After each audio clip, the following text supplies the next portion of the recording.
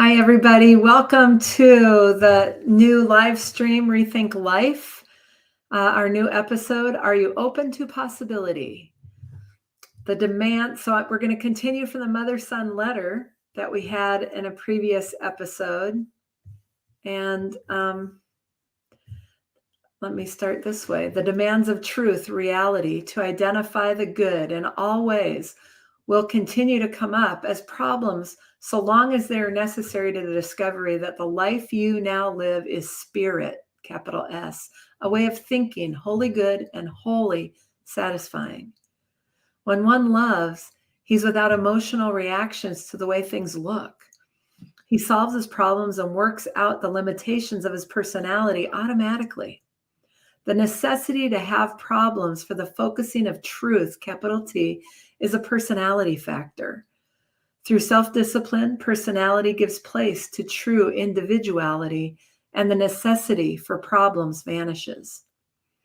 You may be sure that as long as your divinity, your individuality, spiritual vision is divorced from your humanity by the acceptance of traditional beliefs about what is being, as if they were factual, you will be like a ship without a rudder, suiciding with every breath and with more or less the same personality you start with at what you call birth.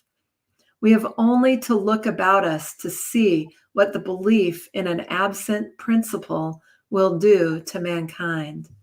And that's taken from Margaret Laird, What is the Idea? Pages 44 and 45.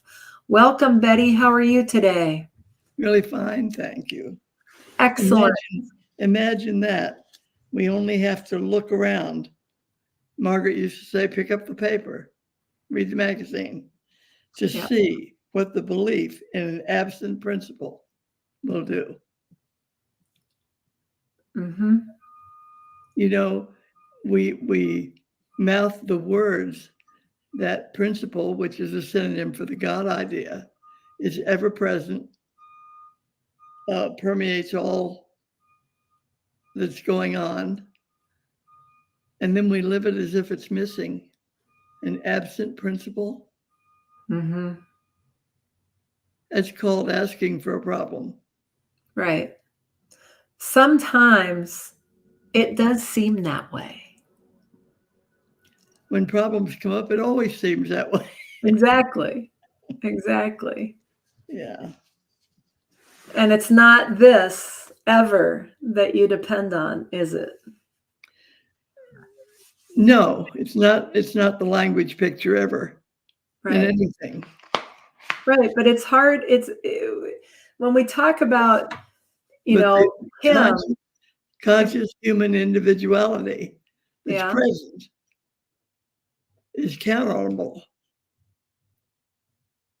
So it's the individuality present, and you know it's present because you can say, yeah, I call it Betty. But without that divine presence, there wouldn't be any Betty. So Betty really is like the label for being itself being. Right. Whatever it's calling itself. But and there is still, though, even with that, and walking around in my world and being the world I walk through, there's a certain reliance on this. We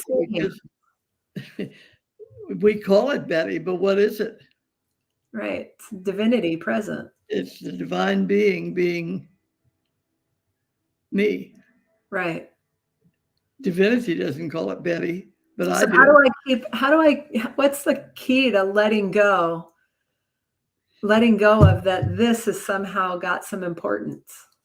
Well, letting go is a language you would just drop and forget because it sounds like something that requires effort. But more workable for me anyway, is being consciously aware. Rather than fishing around to find out what it is I have to let go of. Right. Yeah. Just return to the facts. Yep. Okay. Anything else that you want to say about all that before we dive in? No, not really. I'll add as we go. Okay, very good. We're using What is the Idea by Margaret Laird, and that's a pamphlet that's available through the Institute of Metaphysical Science, and the website is scientificmetaphysics.org. So on page 45, she wrote, creative living is often uncomfortable and attended by struggle and hardship. And read the note right with it. Just as often is creative living wonderful, with surprises at every turn of the road. Yeah. So you cannot judge by what you're observing. It's the Good, whole picture. maybe. Bad, maybe. Mhm. That's why Margaret used to say, maybe so, maybe not. Yeah. Yep. Because what you're looking at tells you something is present, Yep. but who you're being tells you what that is. Yep. Yeah. And you will live it the way you're being. We live the world as we are, not as it is. 100%. So if you identify yourself with any accuracy, who you're being is sufficient to everything coming up. Yeah. But if you blindly go along assuming that the thing you see in the mirror is the thing that's important Yep. and constitutes you, you're going to have just the opposite. Yeah. You're going to wonder, where did all that come from? Why Yeah. should I have these problems? I used to say, why me, oh Lord? Right. Now, in Unity of Good on page 3, starting on line 20 through 24, Mary Baker Eddy wrote, God is all in all. He can have no consciousness of anything unlike himself. Yeah. And if God is all in all, I don't have to think that Betty has anything to say. She's the being of the God action. Right. So it's already a done deal. Correct. There's only acknowledgement to be appreciated. Right. Okay.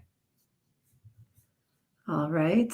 And if anyone has any questions as we go along, please just put them in the comments and we'll bring them in.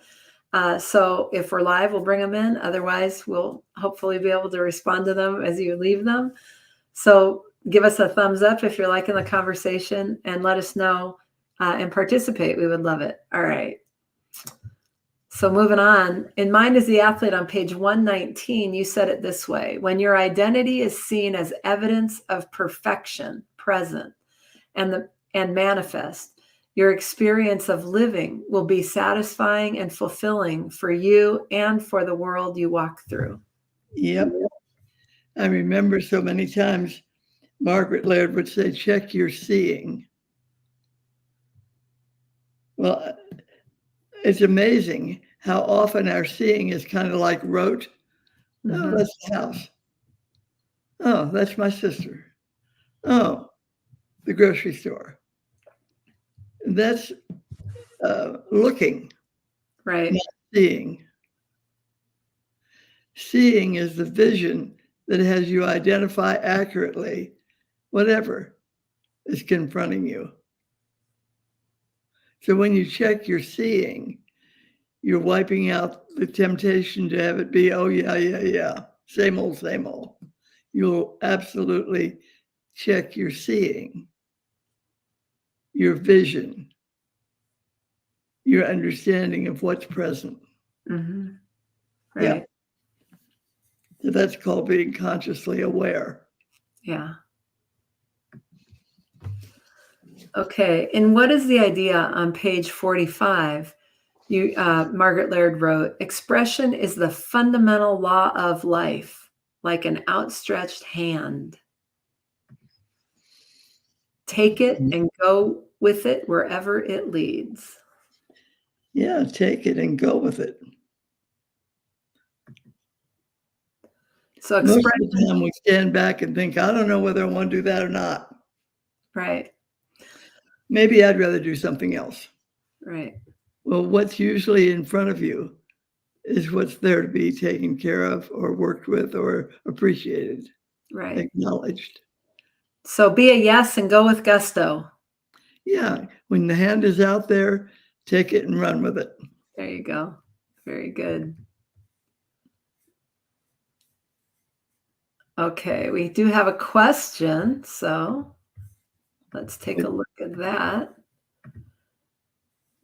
Margaret and Betty use the noun identity and the verb identifies quite often. Can you define these terms?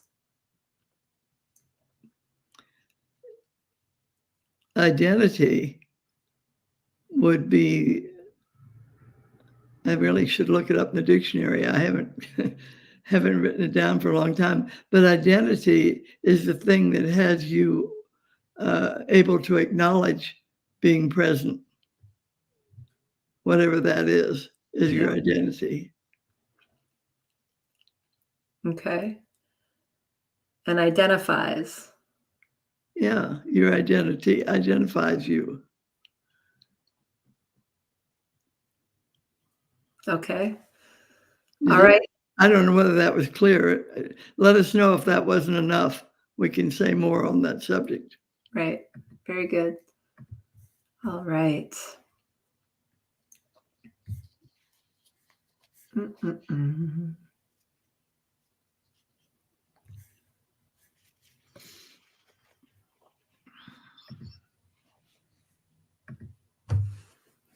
And in Unity of Good, starting on page 4, line 1, Mary Baker Eddy wrote, to understand God without a single taint of our mortal, finite sense of sin, sickness, or death is to approach him and become like him. Yeah, you might read it again. To understand God without a single taint of our mortal, finite sense of sin, sickness, or death is to approach him and become like him. Yeah. Understanding is the no longer a struggle to be present. Mm-hmm. You know, it's like tying your shoe.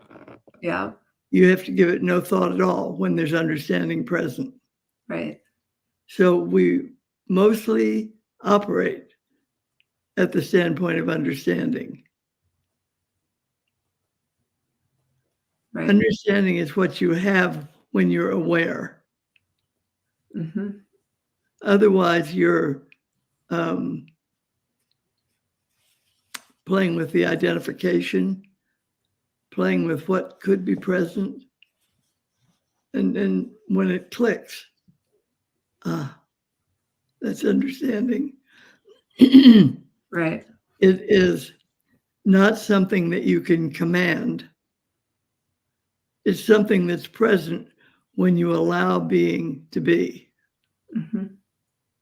When the struggle is no longer present, when the wondering whether, or the criticizing, or the judging, or the opinions are all quiet. Mm-hmm. Understanding blossoms. Right.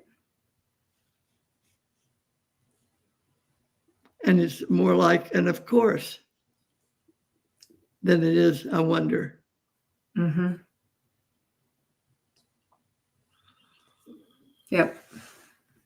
Okay. In Mind is the Athlete, you wrote it this way on page 119. Language does not exist independent of consciousness and has no power to impact you in any way. Yeah, we stumble around with what it looks like with the language, Yep. what we're wearing, how we look, what we said, where we went, how long we stayed, what we did, Right. we wish we had done differently, all that stuff. That's all language, and all language is in the past. Mm-hmm. The time you're looking at language, the action, the presencing has already occurred. Mm-hmm. So when you are dependent on what you're looking at to mean something, just know that you're living in the past. Right. And we forget that very easily because we're so persuaded that what we see is happening instead of happened. Mm-hmm.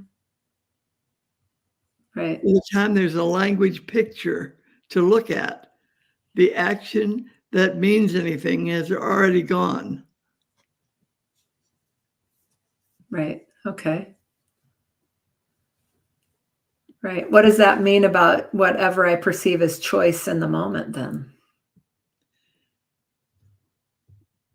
Where are you? I'm not. Asking you a question. Oh, I haven't seen the question. Where is it? No, I'm asking it. Here it Oh, is. Ready? It's not written. okay. So what is it? What is it then to have? What does it mean then to have choice in the moment? Something occurs. I'm present. And I make choice in the moment. Right then in the moment, you're saying it's all almost preordained in how you reflected it because it's already done. Yeah. It's the past. So what But about as present? you are speaking, you're creating the past. Oh, got it. Okay. So it's right now, right now, right now, right now, right now. It's That's so right. fast. That's right. I got it. Okay. Yeah. Yeah.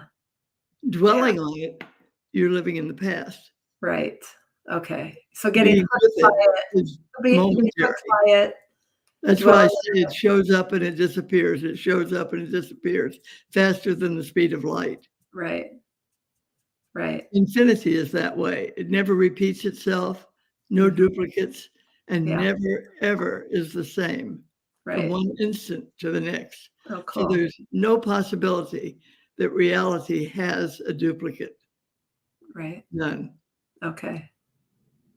Yeah, I get it. I was thinking, it's already happened. And I'm thinking, well, I can just sit back. It's already happened. Nothing to be done here. Well, But it's a the sitting constant back is generating. generating a past that hasn't occurred yet. Right. It's all right now, generating, Right creating now, right now, right right now, now. right now, right now. Yeah, I get it. Now Exactly. it's like, so I got that. So thank you. Okay. Okay. Now, you are in the space of zero, the space of no reaction. No, wait. We're in the, yeah. Language does not exist independent of consciousness and has no power to impact you in any way. Right. It That's is not a current occurrence. It's a right. view, a look, Yes. and already in the past. Right. Got it. For Okay. you to have any generative impact, you have to allow it to be so that you're not stuck with the past. Right. Just allow it to be, oh yeah, and go on Right. move on. Yep. Continue walking on, if I can put it that way. Right. So you're in the space of zero, the space of no reaction to the language world you walk through. Yep. That's when you're present and you're right now present. You're in that space because anything else you're attaching and holding on to something in the past. Yeah. You know, Margaret talks about the paradox, Mm-hmm. and you have a line, for instance, with right and wrong, and good and bad, and rich and poor, and all that stuff, all the Yeah. opposites, and everything in between. And where the two of them meet is zero. And when you're in the space of zero, you have nothing impeding present awareness. Right. Nothing at all. No opposition, no anything, no thing. Right. And that's the space of creative living. Yeah. Yeah. Yeah. Very fun.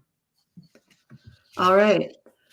And what is the idea on page 45? Margaret Laird wrote, roll with the punches until the job is done. Yep. I love her writing. Yeah. She doesn't say walk away. She doesn't say put your feet up and sit back and do nothing. She just says plow right on, roll with the punches and keep going. Well, I think it's a statement. The way I read it, it's a statement like, self-expression. Be Yep. yourself. Roll with the punches until the job's done. Go. Just be a yes. Yes. And that's a very good way to put it. Be a yes. For me, it's a lifetime. I've been easily a no. Would you like to go to the movies? No. Well, we're going to go see blah, blah, blah. Oh, well, maybe I would like to go. But my first, word was no. And I had to take a look at that. And I decided that I probably, humanly speaking, didn't like to be pushed too fast. So if I said no, it gave me a moment to collect and think what I wanted to think and decide whether I wanted to go and all that stuff. Right. But I look at that sometimes and I think, where in the world did I ever come up with no? But for a long time, that was my key word. Yeah. Right. We all learn by experience. Yep. Here to that. We all know that, right? We all learn by experience. It doesn't matter how much good ideas you have for someone else about what they could be doing. Guess what? They're going to learn by experience before they're going to learn from all your good thoughts and good ideas. And that's just something that once I let all of that be, it just freed everything up. Yep. Everybody's got to have their path, and their path is absolutely tailor-made, custom for them. Yep. And when you really understand that, all the other input is just input. Right. You be yourself and you say maybe so, maybe not, and on you go. Right. Otherwise, if you try to do somebody else's view of what you should do, you're floundering around not being yourself. Correct. And that's also that's just a wrong turn. As far as I'm concerned, it's like scratch across the record trying to do that. So it's always be trued up, always be trued up and open to, well, what is possible? And that the thing when I look at this, are you open to possibility? The thing that I keep going back to in my head is when you said, Kim, you've got a fatal flaw. And I said, do say, what is it? And you said, well, you think anything is possible for everyone. And I said, I do. And you said to me, it isn't. And I said, what? What do you mean it isn't? Of course, anything's possible. No, it's not. And I said, what do you mean? And you said, it's only possible if they see it as possible. Yep. And I just was like, oh my God, another revelation. It made life so much easier. It's like I can offer it, you can see it, you can talk about it, but if someone doesn't take that brass ring or whatever that possibility is and reel in their own life, it's not real for them. It's not possible in their life. Which is exactly why you cannot tell someone else what to do. Right. Or how to do. You can offer. Yeah. But if they don't make it their own, it's useless. Right. So the thing is go ahead and offer up, right? Offer up, be self-expressed, whatever that is. When they don't take it, don't be judgmental about it. Don't have it mean anything. Right. Exactly. That's the thing, is like free. Be free with it. And they'll either do it or they won't. It doesn't matter. It's their path, not yours. Well, and it's also an idea. Mm-hmm. And if they're not on board with that idea, there's no way they can see it. Right. And you have to leave it alone. Exactly. And you can be free and joyous about that. Right. Just keep walking on. They will go their path, you will go yours, and there's no judgment involved. Right. I remember talking with this gal, very wise, very good friend of mine, and she said to me, she used to say this as we were working on a project and we needed to get some approvals.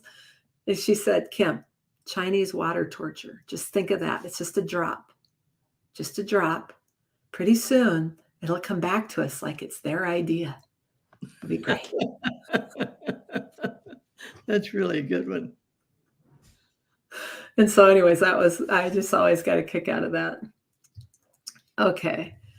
So in Unity of Good on page 5, line 3, Mary Baker Eddy wrote, rejoice in the small understanding already gained of the wholeness of deity. So unpack that one. Rejoice in the small understanding already gained of the wholeness of deity, or I could say the God idea, right? To me, that speaks to the, oh, I don't know enough. Okay.